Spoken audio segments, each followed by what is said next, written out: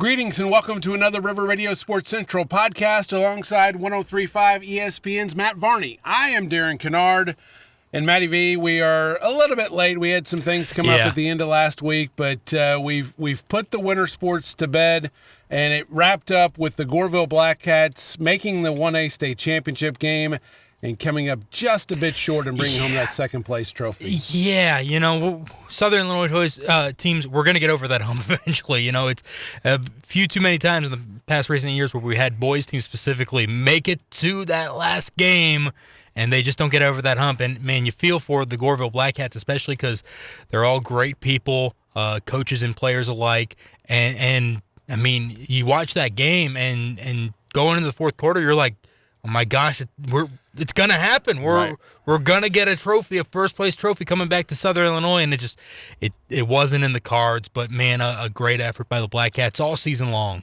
Yeah, definitely. And it's one of those things where you mentioned that going to the fourth quarter, and then they get the first bucket of the fourth, and they're up 10. Yeah, and you're like, oh wow, and then.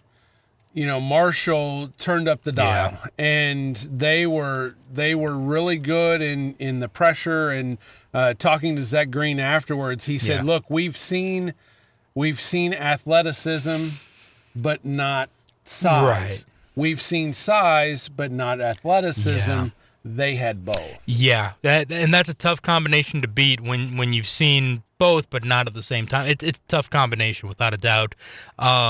But at the same time, also, I think Marshall also was just the benefactors of being the hottest team that they could possibly be at the right time, and you learn from that also. I don't know necessarily if obviously that extended into it, but the height of their heat, I feel like, had worn off once you get to that point, and you're both teams. I mean, the great thing about the state championship game is that both these teams, no matter what you're talking about, they're running on fumes. They're both teams that are exhausted, but they're like, we gotta push through.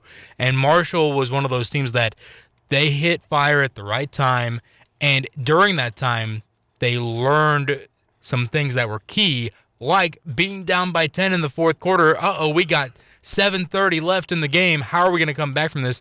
And during that stretch, they learned how to do that, so then they still were hot in the state championship game, no doubt. I mean, they were on a huge winning streak, just like everyone else's that's competing in that game. But you take that kind of experience that you had at the height of your heat, and you take that experience, and Kyle Smith-Peters at Logan always like to say, we're trying to learn while winning, and that's clearly what Marshall had done. They'd learned while winning, and so while they were not considered by some metrics, a top 10 team, they had become a top 5 team and ultimately won the state championship. And we've talked about this numerous times, and I will always advocate for scheduling up. Of course. They didn't see a 1A team until the postseason. Yeah.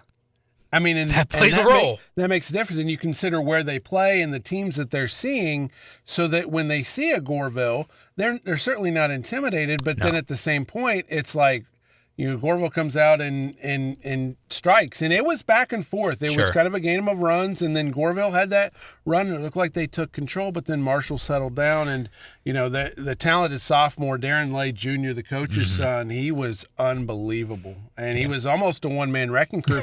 He had 30 of their 52. Mm-hmm. Yeah, well, and so you talk about, they hadn't really seen a 1A school until postseason time comes around.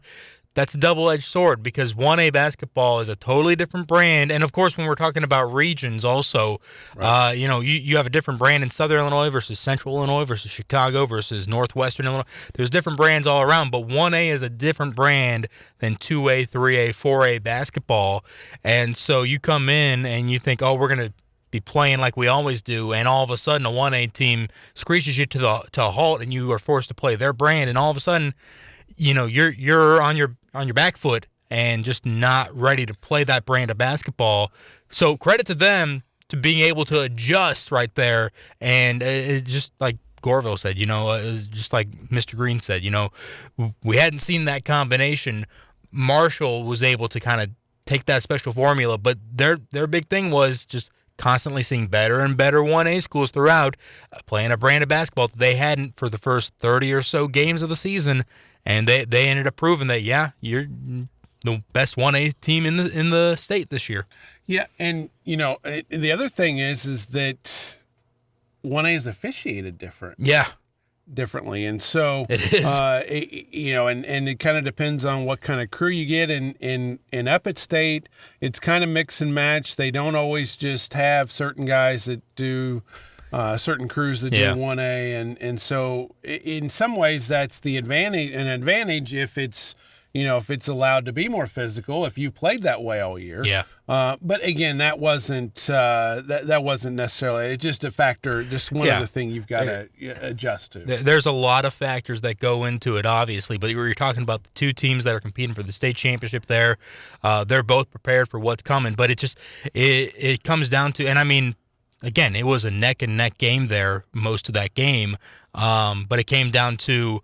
Again, Marshall had been seeing 1A teams for quite a few weeks, but they had to continually adjust to that brand of basketball, while Goreville was coming into that game having to adjust to the fact that for the first time all season, they're seeing a combination that they have not, and it shows in the fact that it was neck and neck, and that they both struggled with each other's brand, and just, I mean, you sit there and say, man, if you had another quarter in there, maybe it comes out the other way, but There's 4 quarters in basketball. Well, and the other thing that two more areas I want to touch on with Goreville before we turn our attention to spring. This is a team that goes down as one of the top 3-point shooting teams in state history. They ended up in the top 15, I think maybe 13, and you wondered how would that translate. You come off the super sectional win at the Jacksonville Bowl, which essentially is still a high school gym, as opposed to, say, the super sectional at the arena where you've got the bigger setup. I wondered how would the 3-point shooting translate going to Champaign. And it translated just fine. Yeah. I mean, they shot essentially 45-50%, which, good grief. I mean, they didn't take the number that they had, at times, but that's called scouting. And just because you want to take those shots, the other team's going to do their best to run you off that 3-point line. Sure, without a doubt. And I mean, but it comes down to the fact of being smart in terms of basketball IQ, being selective about your shots. I mean, doing John A. Logan women's basketball this year, they struggled from 3, and I'm not trying to go off on a tangent on the next level, but the first 2 years under Charlie Jones, they were a top 5 team of 3-point percentage because they were smart and selective about the 3. They didn't take many, and that's how it comes down to. You got to be smart about the 3s that you take, and that's usually what it comes out to here. This Goreville team is going to be remembered, even though they came up with second place. They're going to be remembered for a long time because of just how well they shot the ball. And talking about brand of 1A basketball, I mean, they shoot the 3 at 1A without a doubt, but most teams don't live and die by the 3. And I'm not saying Goreville lives and dies, but to have that as the kind of added spice to your meal, if you will, that will put you over a lot of 1A teams. Well, and again, in many cases, in 1A, you might have one guy, or maybe 2. I mean, they had 3 or 4, and then they're bringing 2 freshmen off the bench that are doing some things. So, and the last thing I want to touch on is go back to something that you started with, talking about, just the quality of the kids and the people. Yeah. And I've done this for a long time and covered a lot of teams that have made state, and outside of a very small number of teams, not only have they been good players, but they've been great kids. Yeah. And you hear that a lot, and coaches say that a lot, or people say that a lot, and then maybe you're around them and you're like, is that so? But with this bunch, I can personally attest that this was just a great group to follow, and even after a loss, they just lost the state championship game. Yeah. And if you go to our Facebook page, if you haven't seen it, I posted the interviews with these guys and on our website as well. And they were just thoughtful, and it was refreshing to see. Look, they were able to take in the moment. Sure, there was disappointment. Of course. I mean, you're there to win the big trophy. But just the way they handled everything, winning and losing, told me all I needed to know about how these young men were brought up and how they've been coached. Well, and I mean that. First of all, you're talking about teenagers. You're talking about. I mean, obviously, you're talking to a lot of seniors that are 17, 18, but we're also talking about 15, 16. You mentioned freshmen, 14-year-olds.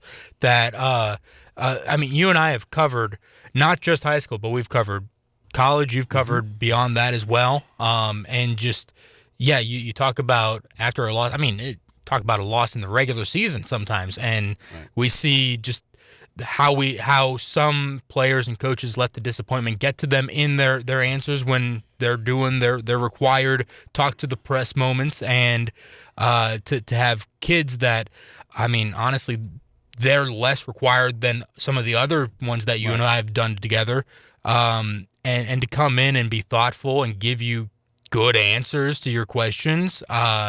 Whereas, we've seen, again, regular season losses that sometimes don't matter in the grand scope of things. A non-conference that was really close and they come in and they're moping and everything.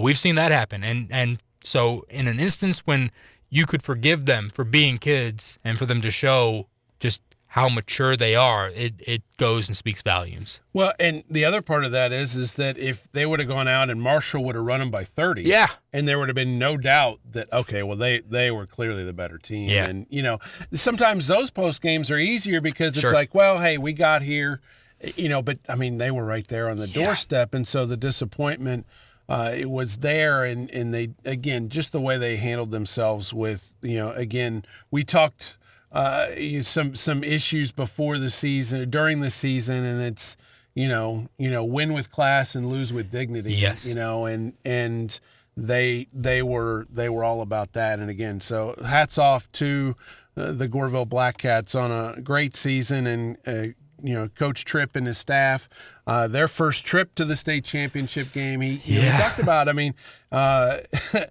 Made coaches cry during the postseason, so that was a little different for me. But he was very emotional on this whole trek to the state championship and what it meant to him to make the state finals. Yeah, well, I mean, we've talked about it before. But I mean, he was there. We were getting ready for tip-off hours away, and then the news comes down that, hey, we're canceling things, and there will be no state championship in 2019-2020.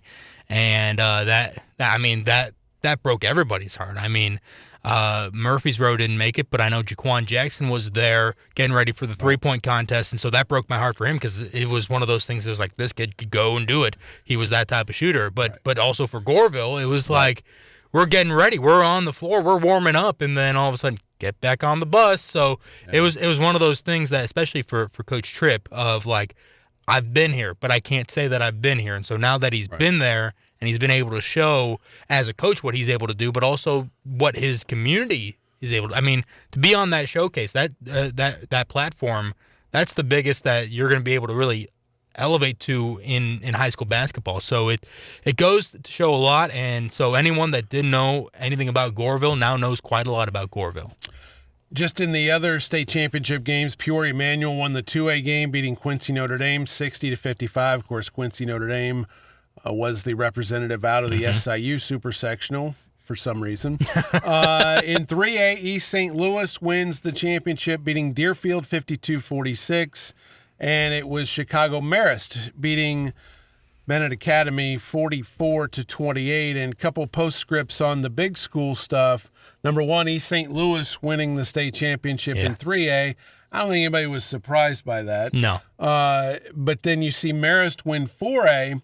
So if you're the Centralia Orphans, you're sitting at home going, our only two losses were to the 3A and the 4A state championship. That's right. Yeah. Well, and I was going to make the comment of, well, Quincy Notre Dame, they don't pick up the title there, but they're the ones that Ben takes a loss too. And so you sit there and say, oh man, Ben was that close. Ben had an off day in the super sectional, I do believe. And I think that if you came back another day, I think that it would have been maybe not a different result, but it would have been a closer game. And then, East St. Louis, not only Centralia, but Marion sitting there saying, we're down 5 late. We're right there. Like these are teams that are in the state championship, competing for a state title. 2 of them win it, and you've got area teams that are all sitting there saying, we were right there. We nearly took a win over Mariston in regular season, or we were right there to beat the state champ or to be going to the state title game in Benton's case. I mean, that goes to show the quality of basketball that was played in Southern Illinois this year. I know we harp on 2A a little bit this year and just it felt a little down, but even there, Ben, Carterville, they all get to sit there and say, because Carterville in the sectional final, I think they would say that was probably a little bit of an off day for us. Right. They'd like that game back and see. You sit there and say there's a handful of teams around the area in all 1A, 2A, 3A that are sitting there saying, we could have been there. And that goes to show just the quality of basketball, that things are going in the right direction of, if you want to be competing at the state level, you need a lot of teams that are competing in the super, in the sectional finals, and to be the ones that I know it hurts for a lot of people, and they don't want to say, if you're going to lose to the one that goes and wins it all. But that is truly to kind of give you it gives you a mile marker of, this is how close we were. Right. And so when you look at it in all of those right there, 1A, obviously Goreville's there. You have a lot of teams that are sitting there saying, man, this is the mile marker for us. Right. But for 2A, 3A, 4A even, and 4A especially right there, you have teams that are sitting there saying, that's how far away we were. We were right there, and just it couldn't come up, and maybe it was an off day, or maybe we know what we need to improve on. It's a good sign for the basketball in the area. And a really last thing before we go to spring. We're going to get there, we promise. But there's been a lot of chatter because it's in the basketball committee, and they're looking at potentially using the formula that Max Preps uses to seed the postseason next year. Now, they are doing it in boys volleyball this spring. Yeah. That is going to happen. I don't know that there's going to be a control where they still have the coaches do it just to compare. I've not seen anything. I think you have to. I think you should, but whether that ends up being the case or not, I don't know. But this is being discussed, and there is a large possibility that this is going to be instituted next year for basketball, boys and girls. And I'll let you go first, and then I'm going to hop in with some thoughts. I don't think it's a great idea. I know that I've talked with coaches. We were talking about it yesterday, and they say that basically it's a requirement now that you have to submit all your scores to Max Preps. But Max Preps doesn't show everything. I think Nesto Hoops does a better job of showing things analytically than Max Preps does by all means. But at the same time, you need more than just the analytics of things to seed things. Now, obviously, there's politicking going around when you just give it to the. I think if you want to kind of add that in as like, okay, the computer gets a vote, and then that kind of evens things out. I think that could work, but it shouldn't be seeding it entirely. That just does not feel like the right way to go about it. But I do feel like a lot of the people that vote on these things, I feel like they are gonna check yes on it, and then we're gonna be stuck with something that, in the short view, will look like, okay, great. But within 2 or 3 years, we're gonna sit there and say, man, how did this thing get that screwed up really fast? Well, and you mentioned that they're being, the coaches and the programs are being pushed to report it like it's not optional. Well, we know that still doesn't happen. No. Even postseason host. I mean, that is one of the requirements to send the score to the IHSA, which is a minimal amount of effort, and in a lot of cases it doesn't get done still. So now, if you're depending, the question I have is are you just going to use that formula? Are you going to use the data also that Max Preps? I mean, you would assume that would be the case, but I don't want to assume. But again, the incomplete nature of a lot of the data is a problem, and the other part is that we don't know the formula and the tried and true nature of the formula, and the Paul College Prep posted something about they were ranked nationally but then 4th in the state, and they're like, how does that work? And again, that's one of the things that I have always wondered how, and again, how accurate. You can't you can't really seed things or put rankings up on, because you don't know the level of competition. Right. And there's got to be some variables in that. And it's not just levels of competition based on class. And so I think I think it would be a mistake. And again, I've seen a lot of people lobbying for Nesto, and rightfully so. The dude puts in the work. He does. And he has tweaked his formulas and such over the years. And when you look at it, I mean, at the end of the day, it comes out pretty accurate. Yeah. And, but again, we've talked also before about there being shenanigans in the coaching process. Of course. I think that a lot of that is exacerbated when they went away from in-person meetings. Yes. It's a lot more difficult to be squirrely or to say, hey, I'm seeding you 8th. Yeah. When you know they're a top 2 or 3 seed, if you're having to look them in the eyes. Yeah, without it. Well, Ron Weinmiller replied to that post and said as much. He said, let's get it back in the room together. But it's just, I mean, the other part of it is, again, the human element of it of, okay, throughout the season, this team has shown that they might be a 7 or 8 seed. But let's take a look at just what has happened in the past 2-3 weeks. Man, they're playing a lot better basketball. And obviously the data can show that a little bit in that depending on who they beat, but it still can't necessarily show all of that. And usually it's not going to go that way of, they'll still end up as like the 6 or 7 seed. But there's going to be times where you look at like a 4 seed and you're like, man, how did they get that? But then when you dive into it they were without a star player and now he's been back the past month and he's really willed them to all these wins.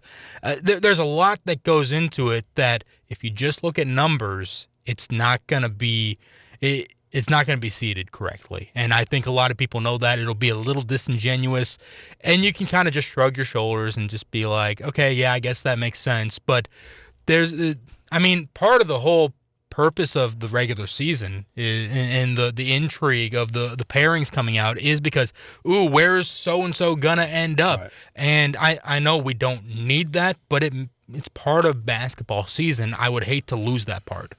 Well, and some people may be going, well, what about, the way they do football? Yeah. And, and football is different.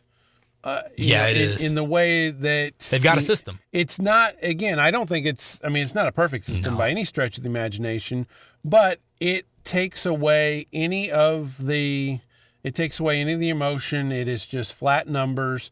Now, can you manipulate the numbers? Well, yeah, that's what's happened with closed conferences and the way things have gone that way. So there could be a case study for, I don't know if we want to do, something that's just purely based on numbers. But the difference also in football is even seeding, just half the state, the difference between, coaches voting on that, you probably don't see half of the teams. Whereas in the postseason with basketball, it's generally more localized. Yes. And so when you go in there to seed it, you have a better idea of who you're dealing with and how we're going to put a number next to their name. Well, and the one thing that I'll kind of close on with again, the human element of, you look at the numbers from football and it's just pure numbers. And I'm not advocating for, a 3-5 team because we're going to have 3 and 5 teams now that get into the postseason. I'm not going to get you started, or not 3 and 5, 3 and 6, excuse me. But you're going to have teams like that I'm not saying that they should be the higher seed, but that people would understand. You know what? Yeah, they're 3 and 6, but here's. But like you said, it's localized, and we're really looking at the seeding from kind of almost the regional more than even the sectional standpoint of those things. So. It being localized is a lot easier, whereas, when you're looking at half the state, some people want it to be statewide. You kind of need to bring it down to that. When it's localized, leave it with the people. If you go with the numbers, it'll work, but it won't have the charm that draws in the amount of people that it does draw in. And put the people in the room. Yes, please. And you know what? Let's go ahead and just put it on stream, too. Why not? Let's make it a whole event.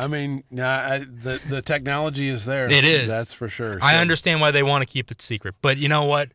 let's go. But if you have advertise it too, it's not unlike rankings for college basketball. Absolutely. And it's like so and so didn't, or the Hall of Fame ballots even.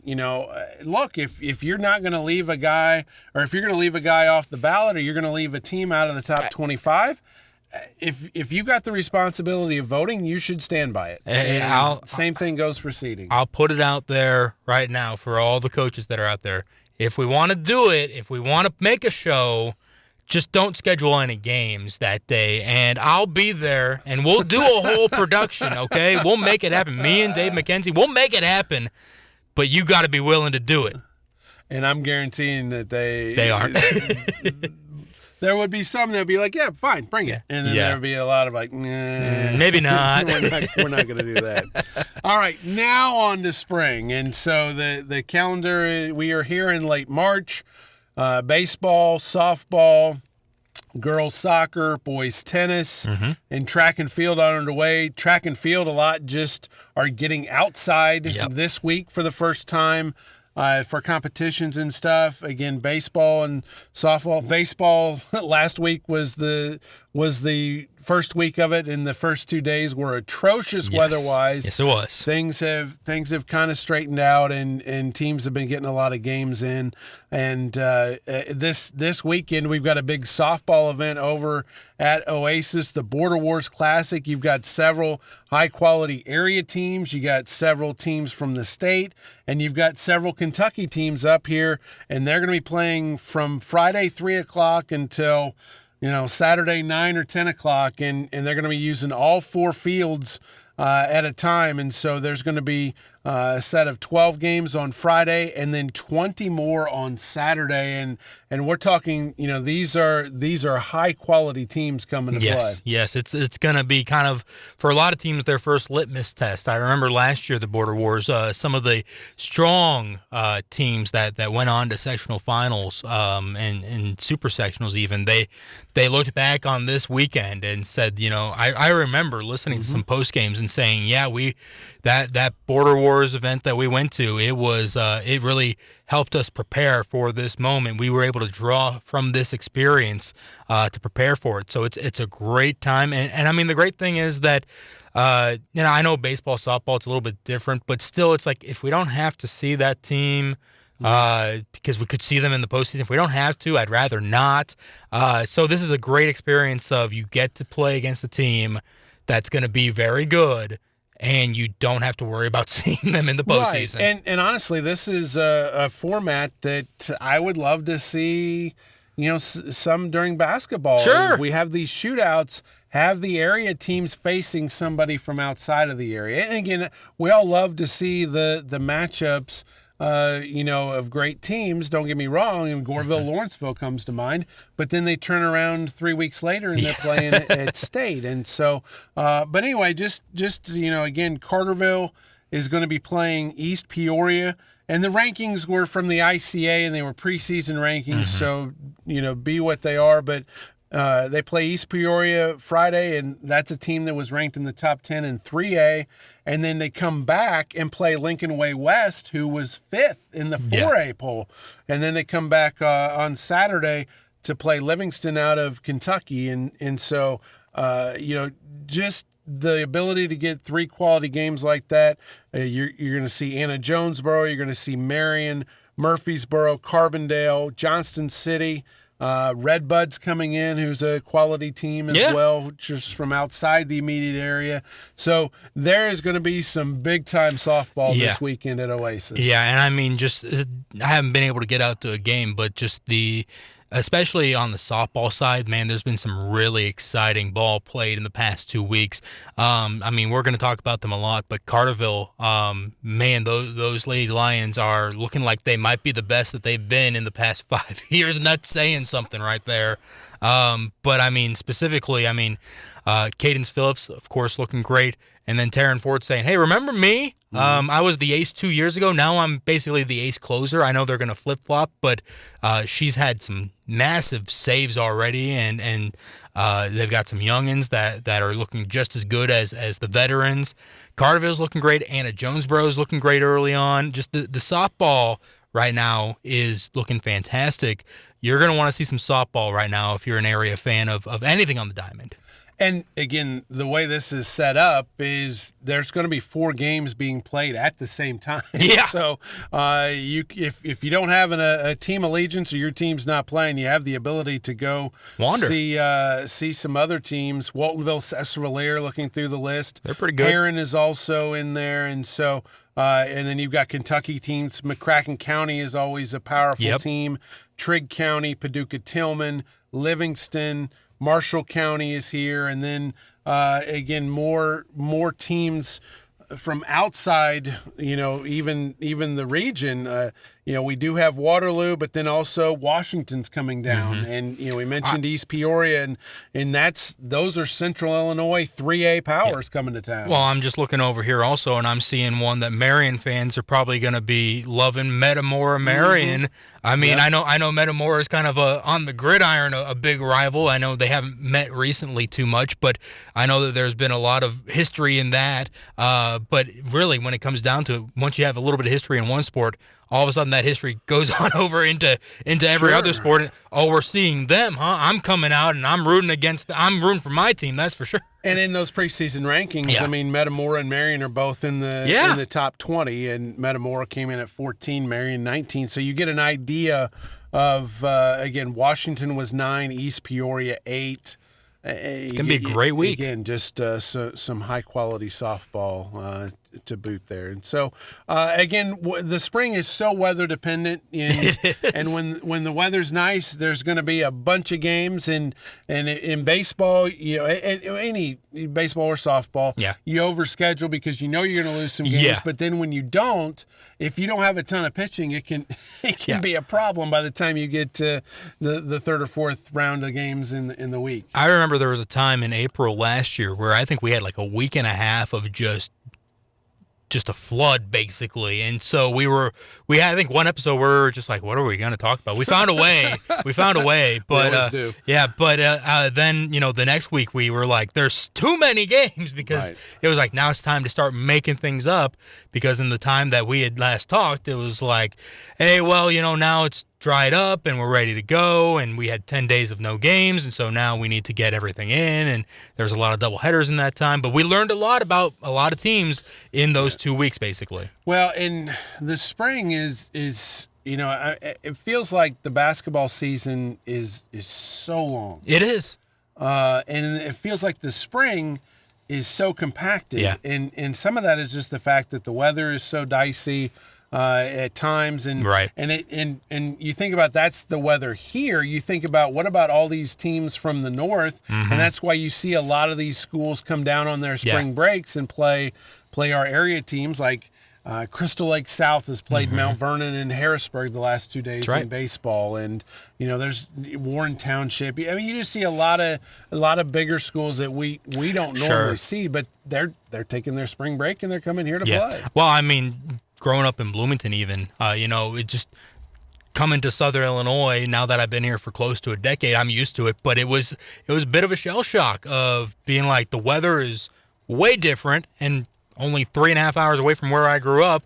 So you get into the spring and you expect one thing, and it's supposed to be rainy and cold and maybe some snow, and then you get down to Southern Illinois and you're like, yep, everything's great. We're gonna have some we're gonna have some flooding a little bit, but overall, we're good to go. And this is the time when you're gonna see a lot of teams that you may never see again, but they're coming because they need to get games, and it's good. It's good preparation, again, for all the area teams, because if they do see that team or a team like that down the road, they face that caliber of team, because you'd like to say that they're going to be in the state championships. Of course, only a select few will, but they're all preparing because they're hoping that they're one of those select few. And it's good for the local economy. It absolutely is.